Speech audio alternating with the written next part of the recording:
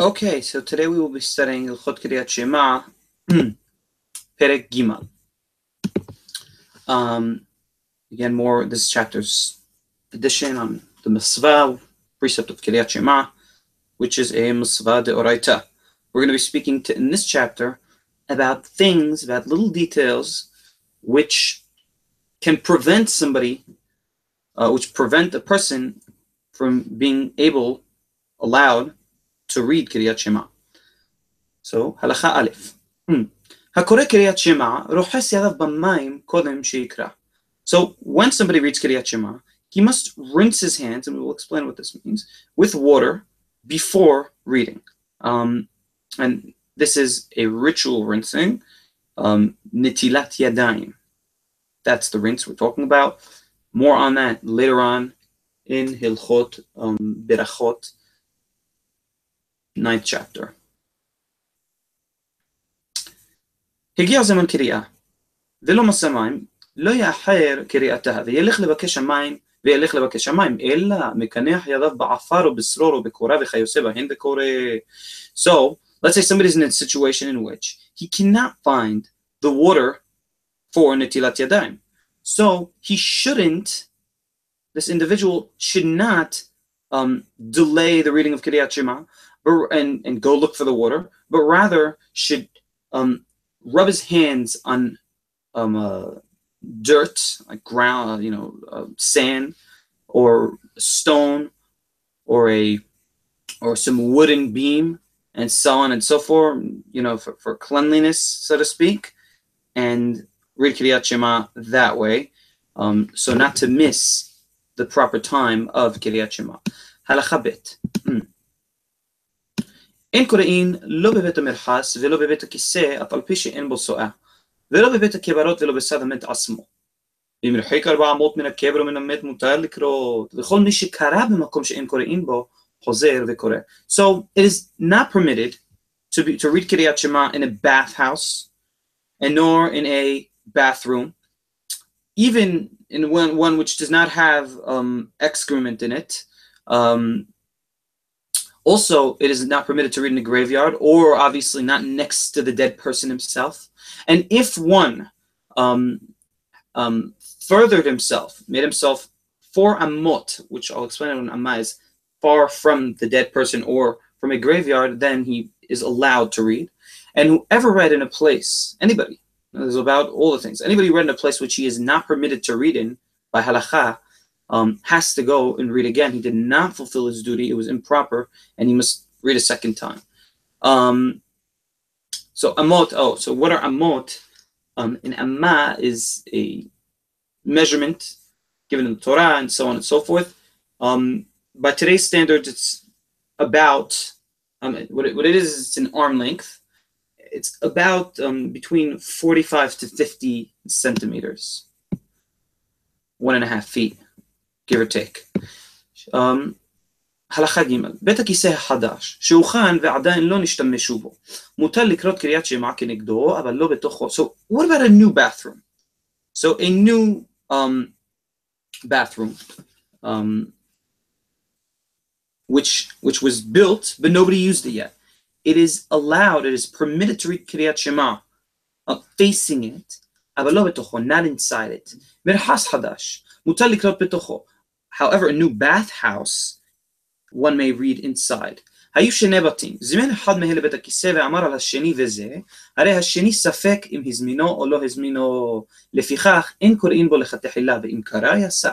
Let's say somebody built 2 houses, okay? And he pointed at one and said, I want this house to be a bathroom. By the way, by bathroom, I'm talking about what you call a water closet in the UK, or a latrine, okay, different, place where people go to relieve themselves, so that there are no misunderstandings. So again, so if somebody has 2 houses or 2 cabins or whatever you want to call it, and one of them he says, I want this one to be a bathroom. And then he sees the other one and says, this one as well, or also this. And he doesn't, on the second one, he doesn't give details. It doesn't say anything in great details. So the second one is in what we would call a safek. We're in a doubt whether or not it is actually was appropriated to the same use as the other. So therefore, lechatahila, from the beginning, deliberately, one may not read there. But if somebody has read there, he fulfilled his duty nevertheless. Amar vegamze hareshinehen muzmanin. So if he said, and this one, so mehila, about the previous, in this previous halakha that we read, so if somebody said this, and he didn't give any special details about the second house, then we're in a doubt. But if somebody said also this, hareshinehen muzmanin, both of them are chosen for a bathroom, and one must not read in them. The outhouse of, or the outer part of the courtyard of the bathhouse, which is the place in which people stand dressed. Okay, you know, in obviously, okay. So in an outer bathhouse, which people stand dressed, one is allowed to read Keriyat Shema. Now, just a point on the bathhouse. In the days of, in olden times, till actually very recently, till maybe 100 or 200 years ago, I'm not so sure on those details, give or take, actually people did not used to take showers in the privacy of their home, but rather they would take showers in public bathhouses. We have the Roman bathhouses, we have what they call the Turkish hammam. This is, they give you, you know, in the spas, they have what they would call Turkish hammam. These are actually all forms of public bathhouses used in different cultures in different places. So in the bathhouse, and it depended on the place, depended on the time, there would be the different courtyards, different areas in which you'd have people dressed, not dressed. So nevertheless, whether or not it's the hasara, whether it's hasara mirhatz, whether it's a courtyard of the mirhatz or whatever, we're talking about a place in which people are completely dressed. I can't translate that into today's terms more than what I just did. Halakha dalet. ולא קריאת שמע בלבד, אלא כל עניין שהוא מדברי קודש, אסור לאומרו בבית המרחץ ובבית הכיסא, ואפילו אמרו בלשון חול. And we're not only taught, and not only Keriyat Shema is what's forbidden to be said in those places, in the bathroom and in the bathhouse, but even anything connected to anything sacred are not permitted, and even in a secular language, are not permitted to be spoken about in these two places. And not only speaking, not only uttering with the mouth,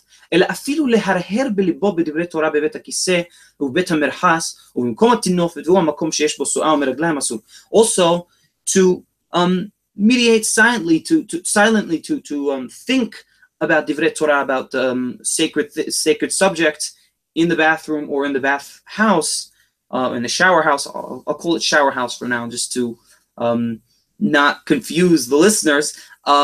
Or in any place which is dirty, yes, and we're talking about places that have human excrements. It is not permitted to discuss divrei Torah or to think about divrei Torah. And the one about thinking is very, very is seemingly surprising, because when a person thinks, what's the big deal with thinking? Well, there are some prohibitions on thinking, and many in different cases in Harambam we will see that a person also may not think about a certain subject, and in this case we see that in a certain place even divrei Torah may not be thought of. Halakha he devarim shel chol mutar leomran b'lshon hakodesh bebet hakiseh. So secular matters, unholy matters, unsacred matters, may be spoken about even in Leshon HaKodesh, the sacred language, which is Hebrew, in the bathroom. And also the names to express HaKadosh Baruch Hu, Keron, Rahum v'Hanun v'Ne'eman v'Chayose bahen, mutar le'omran bebet hakiseh. There are two levels of names, which we will see right now. There are those which are very, very sacred, of highest sacredity, and there are those which are a little less high in their holiness. We will not get into why and what, and why and how. We're just getting into what. So names like Rahum v'Hanun that were attributed to God, it is permitted to say in the bathroom. Aval However, השמות המיוחדים והן השמות שאין נמחקים, אסור להזכירם בבית הכיסא. However, those special names, and by special names of God, we're speaking about names that cannot be, that are forbidden to erase. You're not allowed to say them in a beit hakiseh, in a bathroom, or bebeit haminchas hayashan, and even in old shower house, obviously, all the more so speaking about a new shower house. ואם נזדמנו להפריש מדבר האסור בבית המרחץ, and מחילה, I thought Harambam was going to specify the names here. He specifies these 7 names in Hilchot Yesodei Torah. So anybody that wants to search for those 7 names, it is in Hilchot Yesodei Torah. ואם נזדמן לו להפריש מדבר האסור בבית המרחץ או בבית הכיסא מפריש, ואפילו בלשון קודש ובענייני קודש. However, there's one thing which permits a person to speak about holy things in the holy language, even if needed, is in a situation in which somebody sees somebody about to do something not permitted by halacha, by the halachic law. So he may, in that case, tell a person outright blatantly, this is not allowed, please don't do this, it's haram, don't do it. And even in Hebrew, and even obviously when dealing with holy matters. הלכה ו' סועת האדם וסועת הכלבים והחזירים בזמן שיש בתוכן עורות בכל סועה שריחה הרעה כגון אלו אסור לקרות קריית שמע כנגדן. So when somebody is facing hors d'oeuvres of excrements of human beings, of dogs, of pigs, of dogs or of pigs, animals, when there's leather inside them, they used to turn the leather inside human excrement, and it would and feces, and it would help the leather mature. Or any feces that have a bad smell, like the aforementioned, it is not permitted to read Keriyat Shema facing them. And also in front of human urine. However, urine of an animal, of other animals, it is permitted to read in front of them. קטן שאינו יכול לאכול כזית דגן, בכדי שיאכל הגדול כ3 ביצים דגן, אין מרחיקים ולא מסועתו, לא ממימי רגליו. A child, a young child, and we're talking, in reality, this katan is a word attributed, is a term attributed to people till the age of 13.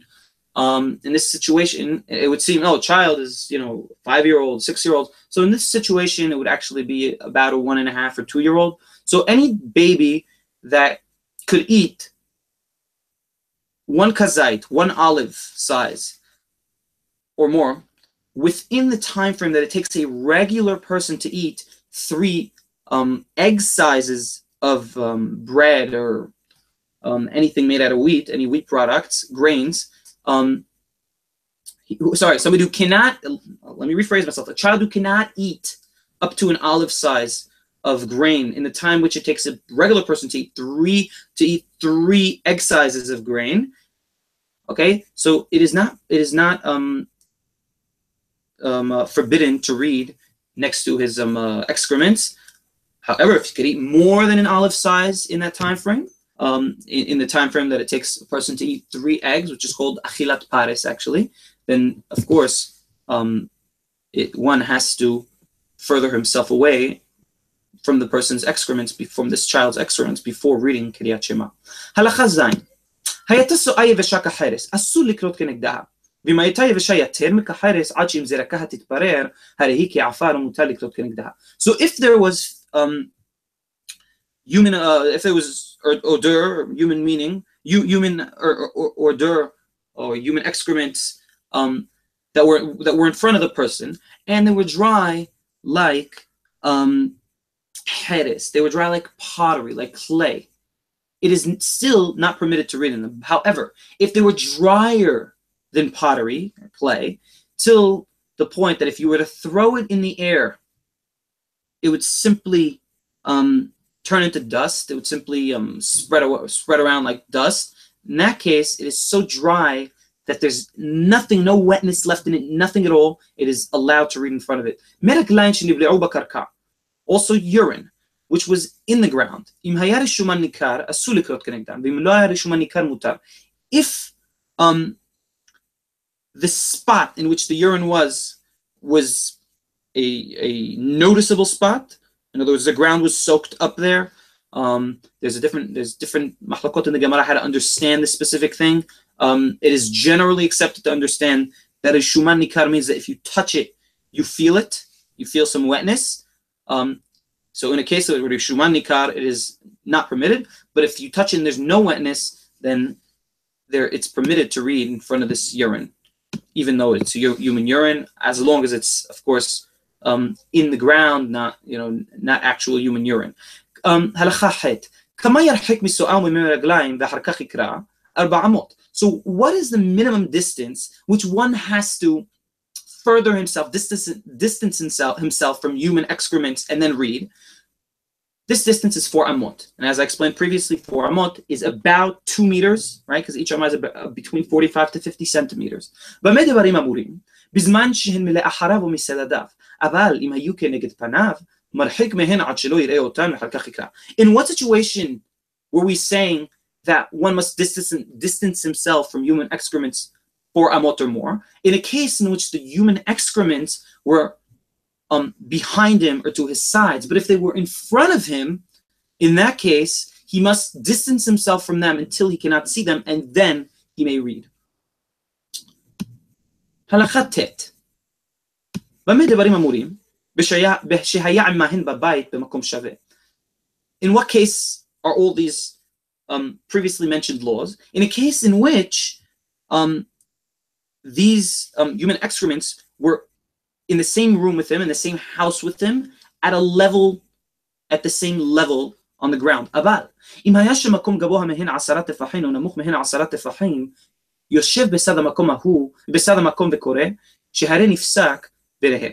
However, if the place was higher than him, if the ground on which the human excrements was higher than him 10 fist sizes, or lower than him 10 fist sizes, in that case, he may sit beside the place and read, as there is a noticeable split between him and the human excrements. Of course, vehu, I was about to say this, shelo yagia lo recha, as long as he does not smell any of it, and there's no smell next to him. Of course, if there's a smell, he must further himself from till he cannot smell it. A fist size is between 8 and 10 centimeters. There's different mahlakot. Average fist size is really about 8 centimeters. That's the average. Ve'im kafa, so 10 fist sizes, we're talking about 80 centimeters, about 2.5 feet, a little more than 2.5 feet. וכן אם כפה כלי על הסועה וממי רגליים, אף על פי שהן עמו בבית, הרי אלו כקבורין ומותר לקרות עמהן. Also, another situation in which somebody takes a dish or some sort of bowl and covers the excrements, even if they're with them on the same level, level of ground, it's as though they are buried, and therefore it is allowed, it is permitted to read with them next to the person. הלכה יוד, היה בינו ובין הסועה מחיסה של זכוכית, אף על פי שהוא רואה אותה מאחורי הזכוכית, מותר לקרות בצידה. So, there's a case in which somebody sees human excrement, but in between him and the human excrement, there's a wall, a separation of glass.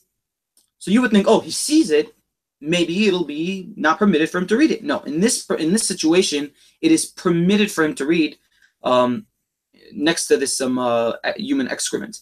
נתן רביעית מים לתוך הרגליים של פעם אחת, מותר לקרות עמהן בתוך 4 אמות. Now let's say a person is in a situation in which he has urine in front of him and he has nowhere else to go, of course, and he just puts revi'it of mayim, a fourth, what we call a fourth. It's a certain measurement. It's about 100 milliliters. Okay, we're talking about 100 milliliters, give or take. I'm not giving this the most precise measurements here.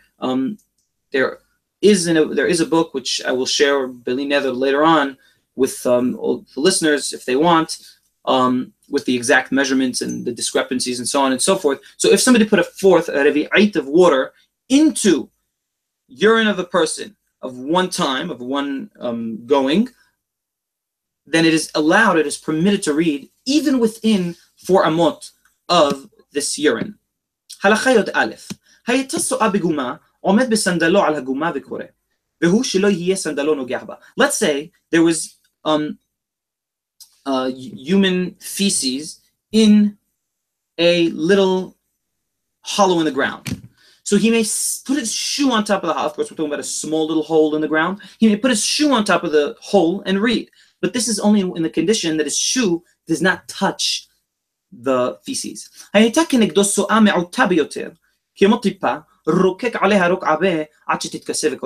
Let's say there was a very small amount of feces in front of him. So he may, just like a drop, he may take a piece of spit, of his own spit, and cover it with the spit and then read. או ידיו מטונפות בבית הכיסא, ולא היה להן ריח רע כלל, מפני קוטנן ובישתן מותר לקרות, לפי שאין לה ריח. So if somebody had dried human feces on his hand, or his hands were dirty from using the bathroom, but they did not have a bad smell at all because they were very small or because they were very dry, in that case, it is permitted for the person to read because there is no smell. אבל אם הייתה במקומה, אף על פי שאינה נראית כשהוא עומד, הואיל ונראית כשהוא יושב, אסור לקרות עד שיקנח יפה יפה, מפני שסועה לחה היא, ויש לה ריח רע. However, if there was human feces in their natural place, even if it's not noticeable when he's standing, if it's not visible if he were to be standing and somebody were to see him, even because it is visible or it is there when he is sitting, it is not permitted for the person to read until he cleans himself very well, because feces in this spot, they have a very bad smell.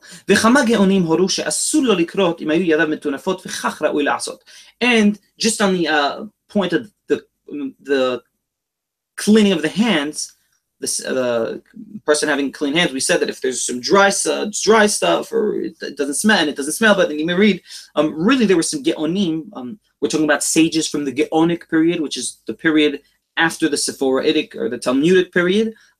They really said that it is not permitted for an individual to read if his hands were dirty. And really, Harambam is giving us here, he's saying, really, this is what is more right to do. If somebody's hands are dirty and they have stuff on them, and they have excrement on them, of course, before reading Keriyat Shema, which is a ritual Torah deoraita law, one should clean his hands properly, sufficiently. הלכה י"ב, ריח רע שיש לו עיקר, מרחיק 4 אמות וקורא אם פסק הריח. A bad smell, which has a spot in which it's emanating from, the person must go 4 amot, further himself 4 amot from the smell, and read if the smell has stopped. However, if the smell has not stopped, so it's minimum 4 amot, even if the smell has stopped, let's say 2 amot away, he's 2 amot away, he still has to go 4 amot.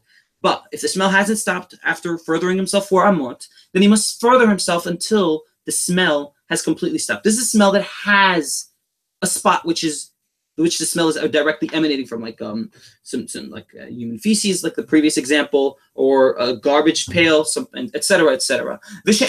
However, a smell that is not emanating from an apparent spot, like somebody who had air from below, he must distance himself until he cannot smell at all and then read. גרף של רעי ועביד של ממי רגליים. These are all so a cesspool or a chamber pot. גרף של רעי is like the different smelly things. I mean, just as a rule of thumb, we're talking about all the smelly things. אסור לקרוא קריאת שמע כנגדן, אף על פי שאין בהן כלום ואין לה ריח מחילה, made a mistake, מפני שהן כבית הכיסא. גרף של רעי is I'm not 100% sure. I do not want to give an answer. It slipped my mind for some reason. I will get back to that, Belina, that at the end of the class. If I remember correctly, we're talking about, I'm not going to say. The Avid Shel Memei Raglaim is a place which they which people urinate into, kind of like an old, not a bathroom, but some sort of the pot in which people would urinate in. It wouldn't always, it doesn't have the status of a bathroom per se. It's, you would think, it's not really a bathroom. It's just, we cleaned it. It's just a little, nevertheless, it is not allowed to read Keriyat Shema in front of these two things, even if they don't have anything in them and they're not smelling, because they're like Bet HaKiseh. I will have to get back to what Giraf Shel Re'ayeh is building here. הלכה י"ג, סועה עוברת, כגון שהייתה שטה על פני המים, אסור לקרות כנגדה. وفي حظير كسواع عبارت. So moving feces, you moving excrement. So, as for example, if it was moving on top of a river, it is not permitted to read in front of it. You would think it's permitted because it's moving. I could just start reading, and by the time I get to the end, to the middle of Keriyat Shema, it'll be far away from me. It is still not permitted. And a mouth of a pig is just like moving excrement, and is not permitted to read in front of these until an individual distances himself from them for amot. היה קורא, הלכה י"ד, היה קורא והגיע למקום התינופת, לא יניח ידיו על פיו ויקרא, אלא יפסיק עד שיעבור מאותו מקום. Let's say a person was in the middle of reading, and he's walking, he's a pedestrian walking, and suddenly he reaches a dirty place, a unclean place, which he would not begin reading next to.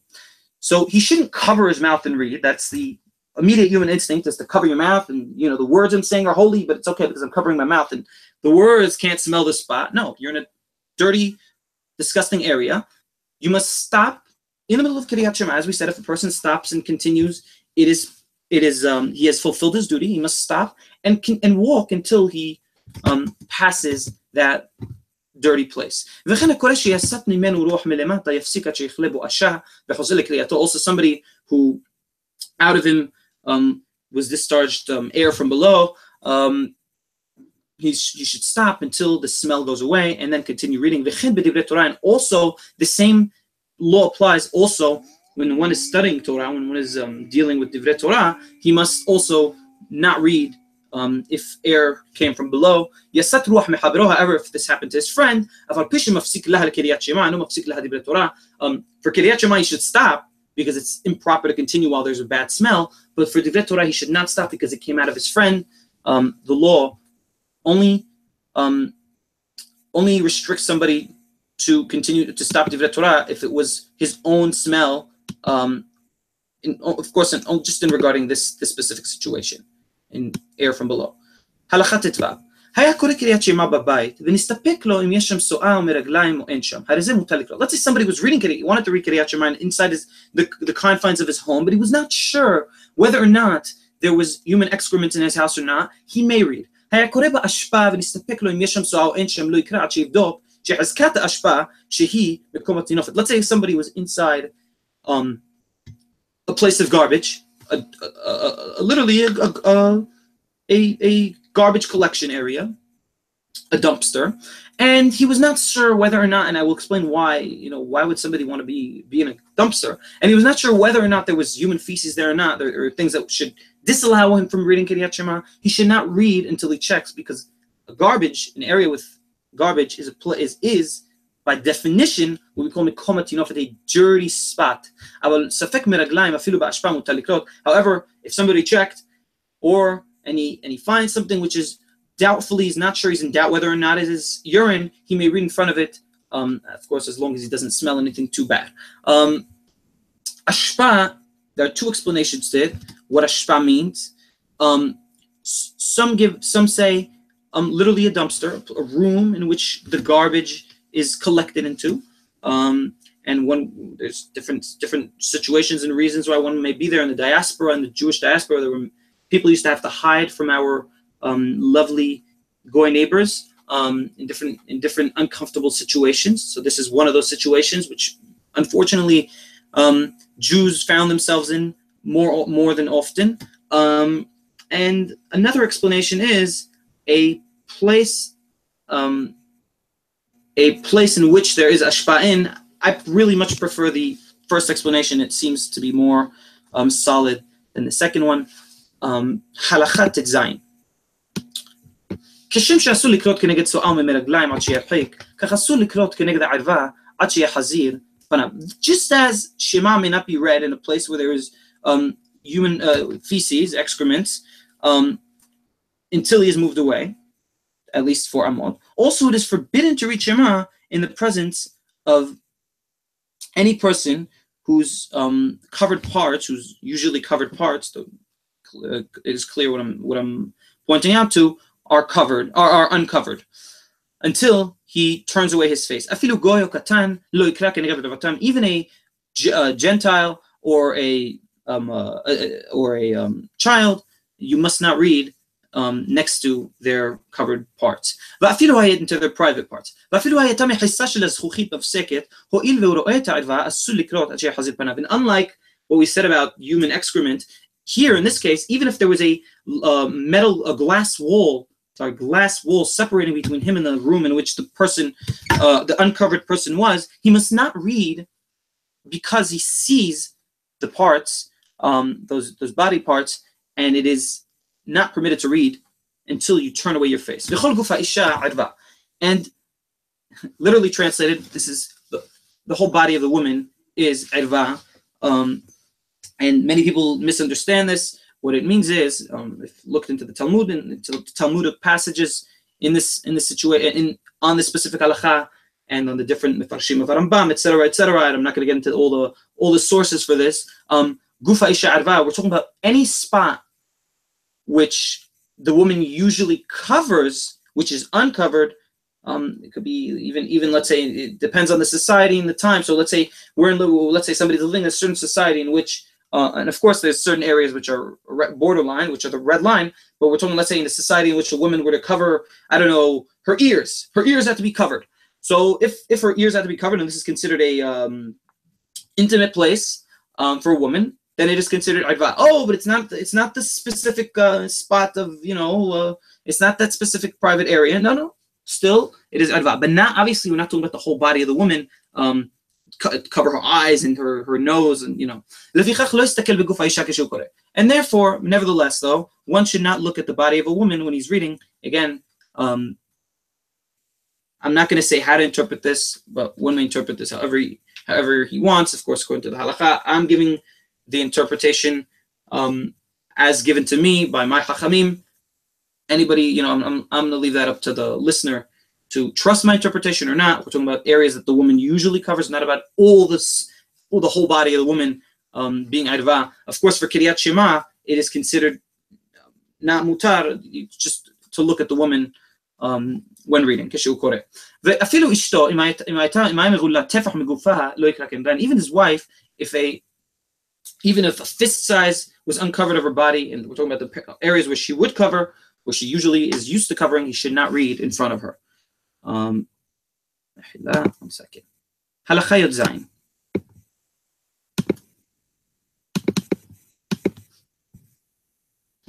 In the same way, he must not read. He is not permitted to read in front of the private parts of others. Of course, he may not read in front of his own private body parts. He must not read when he is naked until he covers that specific area. If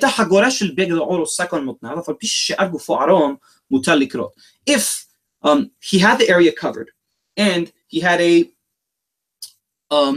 belt of cloth or leather or sack on his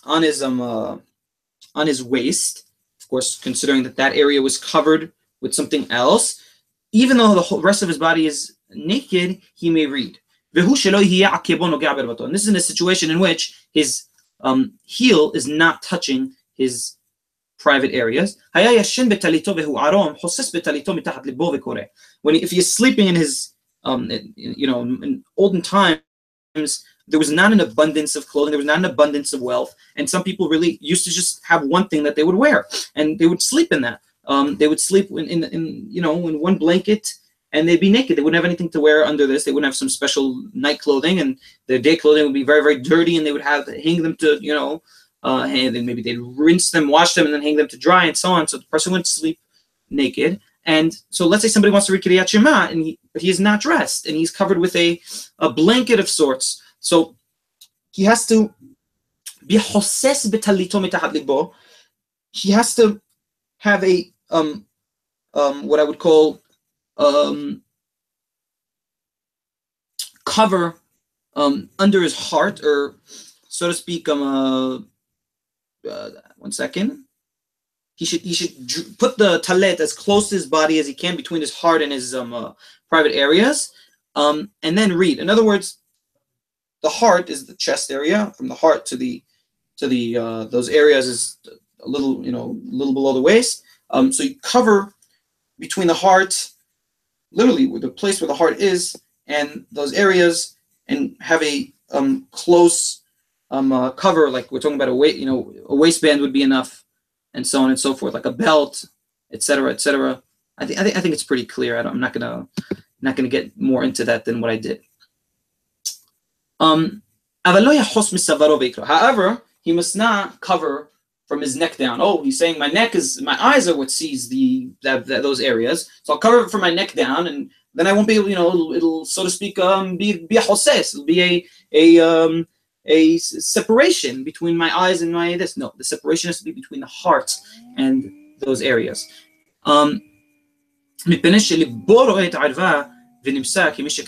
Because his heart sees those areas, and it's as though he read without a belt. Again, we were speaking about the belt before, that if a person is not dressed and he covers that area and he puts a belt between his heart, separating between his heart and that area, it is mutar. So the whole deal is to have the heart, to have some sort of real separation between the heart, the chest area, and that. I'm not going to get into what this means. Oh, what is the heart? What does that mean? That could be taught in a different forum, in a different place. The time given for this shiur and the depth I want to get into does not allow me to get in such depth. שניים שהיו ישנים בטלית אחת, כל אחד מהן אסור לקרות, אף על פי שכיסם מתחת לבו, עד שתהא טלית מפסקת ביניהן, כדי שלא ייגע בשר זה בבשר זה במותניו ולמטה. Two people who were sleeping in a bed, and this was common in olden times. Two men that were sleeping in a bed, and either because they didn't have anywhere else to sleep, or etc., etc. That were and they were under one blanket, so they are not allowed to read, even if they have a separation between their heart and their genital areas, as long as their bodies are touching each other from their waist and below.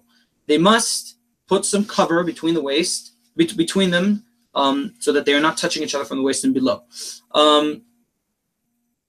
ואם היה ישן עם אשתו ובניו ובני ביתו הקטנים וראה גופן כגופו ואינו מרגיש מהן, לפיכך אף על פי שבשרו נוגע בהן, מחזיר פניו וחוסס מתחת לבו וקורא. And if somebody was sleeping in the same bed as his wife or his young children, and so their body is like his body, and he does not feel them, it's not something special for him, there's no special level of touch here or anything, and therefore even if they're touching him and he's touching them, he may just turn his face and read, as long as he has the separation between his heart and his genital areas. הלכה י"ט. עד מתי הן קטנים לעניין זה? עד שיהיה הזכר בן 12 שנה ויום אחד, והנקבה בת 11 שנה ויום אחד. So, what do we mean by small children, right? That could sleep in the bed with the person, and he could still say Keriyat Shema if he's touching them. We're talking about for a male up to 12 years in a day, and for a woman 11 years in a day. This is exactly a year before they are מחויבים במצוות, והוא שיהיה תבניתם כתבנית גדולים, שדיים נכון ושמח. And this is of course holding that their body part, they started growing in the areas that adults grow in, that adults that define adults from children. ואחר כך לא יקרא עד שתפסיק טלית ביניהן. And after that, if they've reached that age and that they've gotten to the physical the developmental level of beginning to become an adult, those two things, then he must not read unless he puts a separation between him and them. אבל אם עדיין לא היו שדיים נכון ושיער שמח, קורא עמהן בקירוב בשר ואינו צריך הפסק עד שיהיה הזכר בן 13 שנה ויום אחד, but if his children, at the age of, for the male age of 12 in one day, and the woman and the female age of 11 in one day, did not reach this developmental level to begin developing in those areas, to begin developing begin puberty, then they must not. Then until the age of 13, he could still read with them. But then from the age of 13 for a boy and 12 for a girl, he is not allowed, even if they haven't started developing in those areas. Baruch Adonai le'olam. Amen ve'amen.